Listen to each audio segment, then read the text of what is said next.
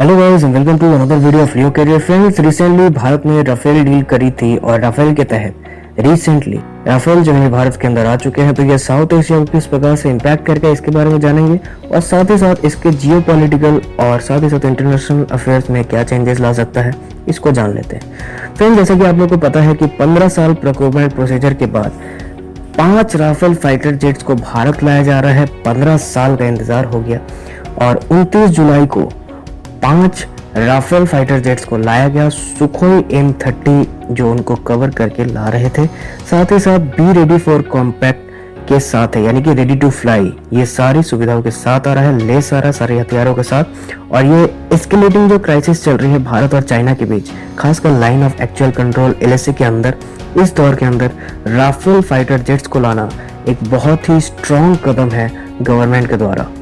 France ने initiate किया कि ये जो nuclear capable Rafale fighter jets है, यहाँ पर एक भी सिंगल वेपन जो है वो यूज नहीं किया जाएगा लद्दाख स्टैंड ऑफ में, और सिर्फ स्टोन्स, क्लब्स और स्टिक्स को यहाँ पर यूज किया जाएगा। इंडियन मीडिया जो है वो राफेल जेट्स को एक गेम चेंजर के लिए साबित करना चाहती है, लेकिन ये काफ़ी डिफिकल्ट हो सकता है कि राफेल जेट्स जो है वो मिलिट्री इक्वेशन और भारत के एयरक्राफ्ट डायरेक्टली चाइना के प्रोपोर्शनल में कर सके।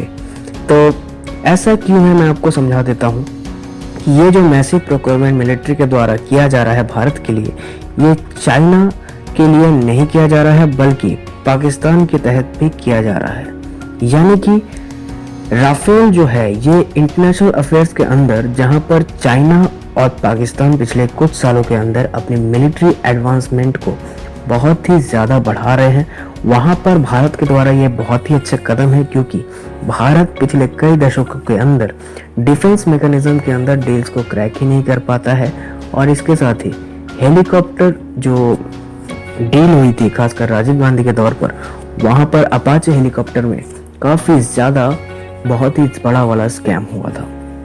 इसके साथ ही राफेल जो था वो वर्स्ट सेलिंग फाइटर जेट था वर्ल्ड का 2015 से पहले, और एक्सपोर्ट ऑर्डर्स के लिए फ्रेंड्स जो है ये इस प्रोक्योरमेंट राफेल को बजटरी कांस्टेंट, यानी कि उनका जो खर्चा हो रहा था उसकी लागत को पूरा ना करने के लिए कैंसिल कर रहे थे। लेकिन नरेंद्र मोदी जी ने एक ब्रीदर दिया डिसॉल्ट एविएशन के तहत और 36 ready to fly Rafale fighters को 2015 के अंदर मॉडर्नाइज एकदम रेडी टू फ्लाई मोड के अंदर इंडिया के अंदर डिलीवरी देने की बात की और वार प्लान फ्लीट के अंदर इसको लाने की बात की। इंडियन डिफेंस मिनिस्टर जो है राजनाथ सिंह ने फ्रेंच मेड डसॉल्ट राफाल जो है वो शस्त्र पूजा के तहत रिचुअली अपने इस आगमन को स्वागत किया है, खासकर हमने लास्ट ईयर देखा जो।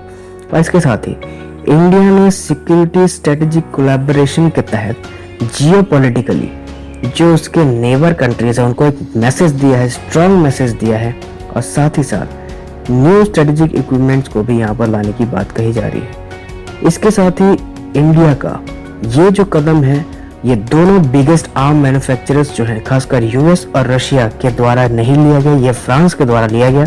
तो इससे इंडिया जो है एक अरेंजमेंट के तहत 7.87 बिलियन की फ्रांस से राफेल जेट्स को परचेज कर चुका है। साथ ही साथ फ्रेंच कॉर्पोरेशन के भारत जो है ये स्ट्रेटेजिक वेपनरी को वेस्टर्न एफर्ट्स के द्वारा मॉडर्नाइज कर रहा है, और जिससे साउथ एशियन रीजन में भारत जो है एक बहुत ही बड़ा पावर सिद्ध हो सकता है। इसके साथ ही आपको एक और बात बहुत ही ज़्यादा इम्पोर्टेंटली पता होनी चाहिए कि रिसेंटली जो क्लैश हुआ था खासकर आपका इंडिया पाकिस्तान के बीच उरी सर्जिकल स्ट्राइक के बाद बालाकोट स्ट्राइक खासकर 2019 के अंदर, तो इंडिया जो है वो अपने मिलिट्री और डिफेंस रिलेटेड इंपोर्ट्स को काफ़ी ज़्यादा बढ़ा रहा है। और रिसेंटली AS400 के surface air missiles defence system को 2018 के अंदर 5 बिलियन डील के तहत रशिया से मंगवाया जाएगा। इसके साथ ही इंडिया ने रिसेंटली एक डील साइन करी है 14.5 बिलियन डॉलर की रशिया के साथ ही साथ इसके अंतर्गत 11,356 क्लास फ्राइगेट्स है जो इंडियन फोर्सेस को डिलीवर होंगे। इसके साथ ही भारत का जो परचेज है वो रशियन वेपन्स का पिछले कुछ सालों में घटा है, तो अल्टीमेटली ये जो डिफेंस एग्रीमेंट्स है ये वेस्टर्न वर्ल्ड के अंदर भारत कर रहा है, चाहे वो फ्रांस से कुछ मंगवाना हो, US से। इससे ultimately biggest weapons deals US के साथ हुई है और साथ ही साथ न्यू दिल्ली ने लगभग 3 billion worth of defence equipment को वाशिंगटन से मनाया गया। तो फ्रेंड, इसको सरल भाषा में समझते हैं कि भारत ऐसा क्यों कर रहा है। जैसा कि आप लोगों को पता है कि पिछले कई दशकों से रशिया हमारा बहुत ही अच्छा मित्र रहा है in terms of international affairs, लेकिन भारत रशिया पर पूरी तरीके से डिपेंड नहीं होना चाहता। तो वो यूएस और वेस्टर्न वर्ल्ड की जितनी कंट्रीज हैं वहां से भी अपने हथियारों को मंगवा रहा है, और जिससे अल्टीमेटली भारत का यही मानना है कि वो किसी एक देश पर निर्भर नहीं हो सकता अपने डिफेंस इक्विपमेंट्स के लिए, क्योंकि जब भी आप किसी एक भी कंट्री पर ज़्यादा डिपेंड होते हैं तो आने वाले टाइम में हो सकता है कि वो आपकी मजबूरियों का फ़ायदा उठाए। इसके साथ ही साउथ एशियन स्ट्रेटेजिक लायबिलिटी या स्टेबिलिटी को मेंटेन करने के लिए बायलैटरल रिलेशनशिप के अंदर एंटायर जो नेबरहुड है भारत का, वहां पर कॉन्फिडेंस बिल्ड करने की बात कही जा रही है भारत की। भारत जो है मोदी गवर्नमेंट के अनुसार पॉलिसी ऑफ कोर्शन को फॉलो करता है, खासकर पाकिस्तान के अगेंस्ट। पाकिस्तान में जैसे ही उरी ने हमला किया था, कुछ जवानों को मारे थे, 15 जवान हमारे शहीद हुए थे उस हमले में, वहां पर रिटेलिएट किया था। और साथ ही साथ उरी सर्जिकल स्ट्राइक्स के अंदर लगभग 7 कैंप्स को डिस्ट्रॉय किया गया था लश्कर के।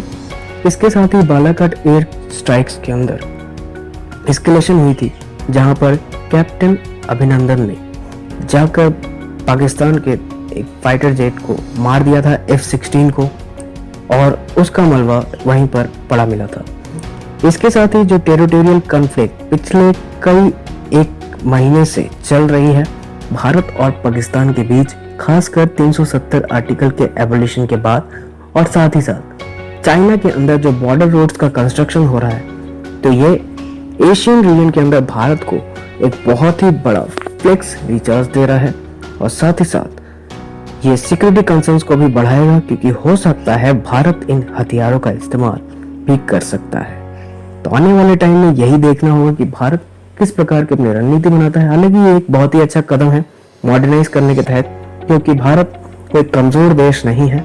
भारत शुरुआत से ही एक मजबूत देश बना रहा है। हमारी यही नीति रही है कि हम पहले हमला नहीं करते, लेकिन अगर कोई हमला करता है तो हम उसे छोड़ते नहीं। थैंक यू गाइस, आपको वीडियो कैसा लगा मुझे कमेंट सेक्शन में बताएगा, और ऐसे व्लॉग चैनल विजिट करते रहिए। Thank you guys, God bless you, I really appreciate your time.